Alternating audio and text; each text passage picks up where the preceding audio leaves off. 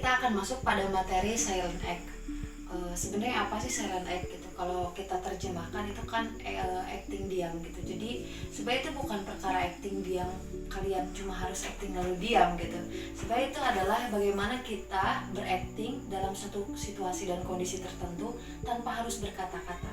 Tapi yang harus diingat adalah bahwa dalam situasi atau kondisi apapun, yang namanya manusia pasti memiliki pemikiran dan perasaan dalam kondisi apapun. Misalnya katakanlah kita diam gitu, tapi bisa jadi pikiran kita ada dalam kondisi misalnya, oh ya aku punya tugas, tapi perasaanku lagi gak enak karena ibuku juga lagi sakit.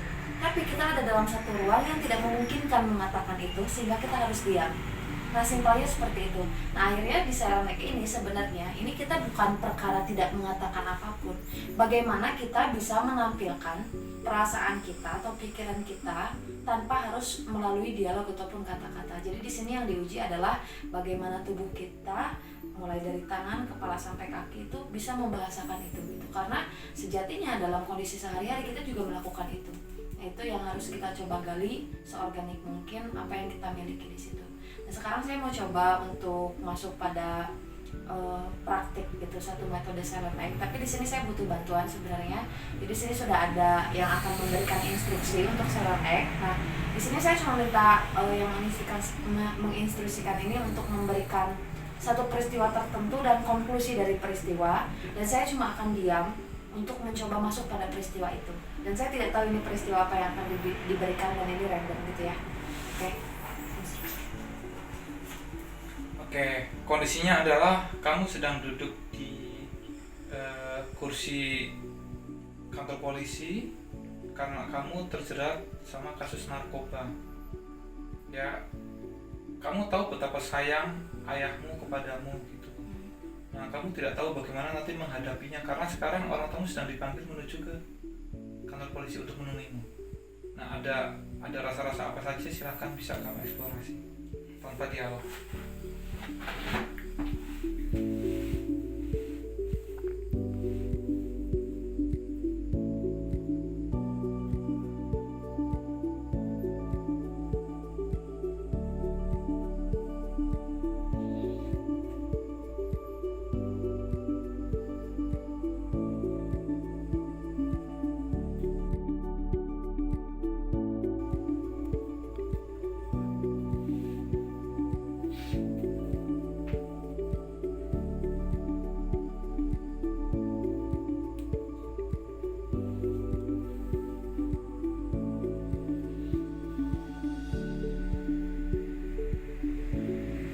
Dari kejauhan kamu melihat sosok ayahmu datang perlahan-lahan.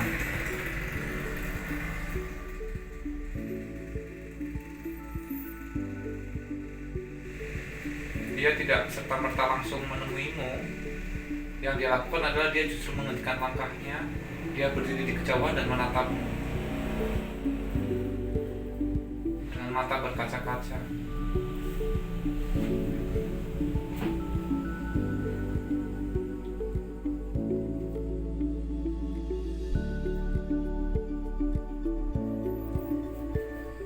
Kau melihat kekecewaan itu begitu terlihat gitu di wajahnya.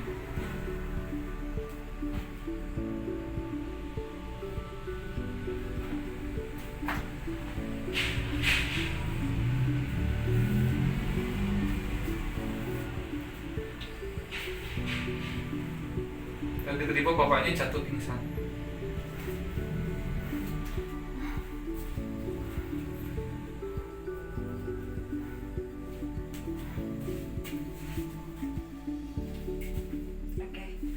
Sekilas begitu.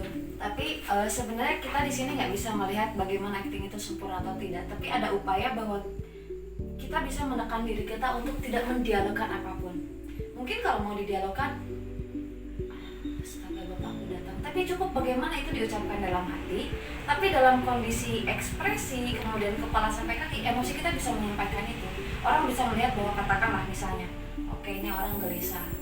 Dia kasusnya narkoba, berarti dia ada keterlambatan dalam berpikir, kemudian ada sesuatu yang tidak simetris dalam kondisi tubuh dia dan pikiran dia karena entah efek obat dan lain sebagainya. Nah, maka dari itu dalam konteks silent act ini sebenarnya kita ketika diberikan peristiwa tertentu yang tidak kita ketahui itu sangat berkaitan dengan persoalan empati, kemudian berkaitan dengan referensi dan lain sebagainya. Jadi bagaimana kita melihat sekitar. Setidaknya jika kita tidak pernah melihat bagaimana orang itu ngobat atau tidak pernah punya lingkaran yang memang menggunakan narkoba misalnya, maka kita cuma perlu mengetahui setidaknya yang paling dekat dulu. Kita tidak perlu jauh kayak orang pakai narkoba kalau dalam film misalnya dia kayak gimana, tidak melulu, karena dalam kondisi ketika dia tidak memakai, maka kondisi normal dia itu bagaimana. Maka menurut saya kondisi normalnya senormal-normalnya dia, ada kondisi tertentu yang karena kebiasaan memakai itu tetap ada, jadi dia tidak yang sesakit kayak ya enggak, karena kondisinya dia cuma menunggu di kantor polisi, bukan sakau dan lain sebagainya. Nah, itu logika-logika semacam itu juga perlu dibangun gitu, semacam itu. Nah, tadi yang saya lakukan sebenarnya kalau dibilang untuk sampai pada acting yang proper, yang profesional, yang sudah bagus itu belum, karena memang kalau kita bicara konteks acting dalam kontinumnya, acting itu udah ada dalam kondisi yang kita sudah menggantikan diri menjadi orang lain gitu, itu ada di dalam tahapan yang sangat panjang.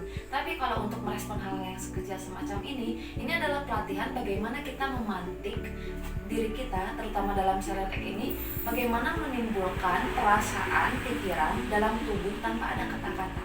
Nah, itu yang harus kita garis bawahi. Maka dari itu tadi saya bilang masalah referensi, empati segala macam itu juga menjadi bahan untuk kita bisa merespon ruang-ruang yang improvisasi semacam ini gitu. Nah, itu yang saya mau sampaikan di silent act.